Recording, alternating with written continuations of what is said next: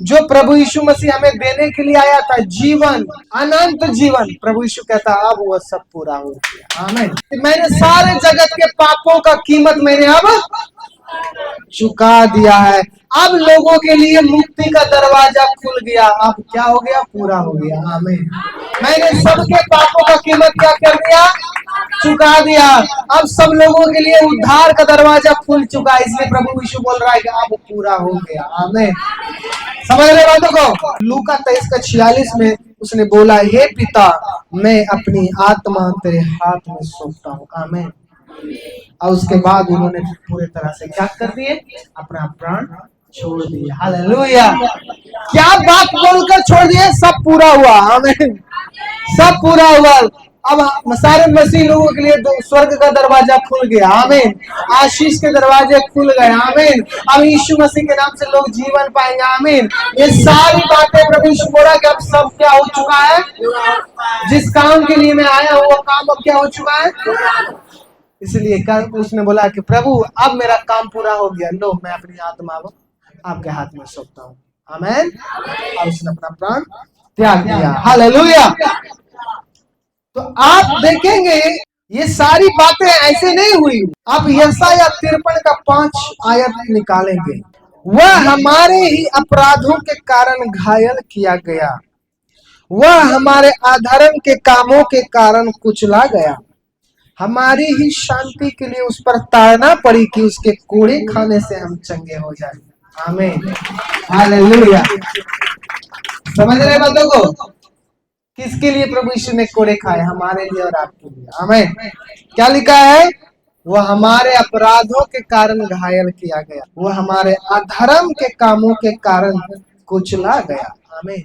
यशायाह भविष्यवक्ता बोल रहे हैं कई सौ साल पहले ही प्रभु यीशु मसीह कोड़े खाएंगे, हमारे और आपके अधर्मों के कामों के कारण वो कुचले जाएंगे और उसके कोड़े खाने से हम चंगे होंगे। ऐसा यशायाह भविष्यवक्ता ने कई सौ साल पहले उसने ये बात बोल दिया था। इसलिए प्रभु यीशु मसीह बोला पूरा हुआ। जो यशायाह भविष्यवक्ता ने कहा था, यीशु ने कहा सब पूरा हो गया। वह आप ही, वह स्वयं, वह खुद हमारे पापों को अपने देह पर, अभी मैंने बोल रहा था ना, हे परमेश्वर तूने मेरा साथ क्यों छोड़ दिया? यहाँ क्या लिखा हुआ है? वह आप ही हमारे पापों को अपने देह पर, उसने हमारे पापों को कहाँ लिया? इसलिए परमेश्वर ने उसको उस समय छोड़ दिया, क्योंकि उस समय उसके शरीर के ऊपर क्या था?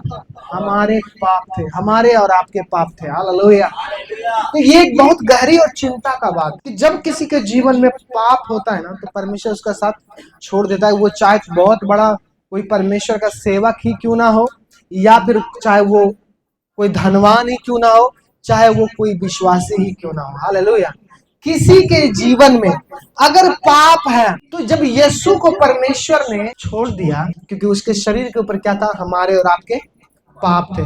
तो समझ जाओ, अगर हमारे जीवन में अगर पाप रहा, क्या परमेश्वर से हम कुछ पा सकते हैं?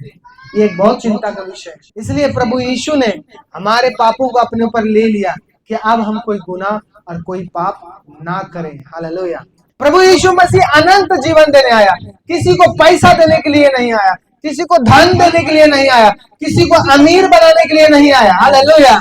वो इसलिए आया कि तुम अनंत जीवन पाओ। आमीन। परमेश्वर के पुत्र ने भी, प्रभु यीशु मसीह ने भी अपने शरीर को छोड़ा। उसके बाद बोला, छोड़ने से पहले बोला, परमेश्वर मैं अपना आत्मा आपके हाथ में सौंपता हूँ। जब उसने अपना आत्मा परमेश्वर के हाथ में सौंपा, वो तीसरे दिन मुर्दों में से जी उठा। आमीन। हालेलुया।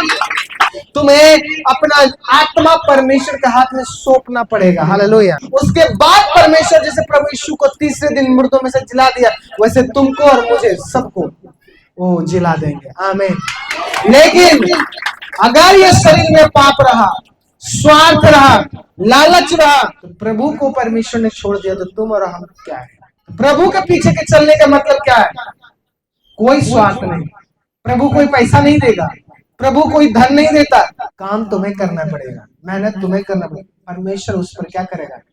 आशीष देगा। जब प्रभु मेरा अच्छा चरवाहा है, उसने बोल दिया कि कोई बात की चिंता नहीं करना है। क्यों? क्योंकि मैं जो काम करने के लिए आया था, वो सारे काम मैंने पूरा कर दिया है। आमीन, हालेलुया। इसलिए प्रभु यीशु ने बोला सब पूरा हुआ, कि वह आप ही हमारे पापों को अपने देह पर लिए हुए क्रूस पे चढ़ गया, जिससे हम पापों के लिए मरकर धार्मिकता के लिए जीवन बिताए। उसी के मार खाने से तुम चंगे हुए हो। आमीन, हालेलुया।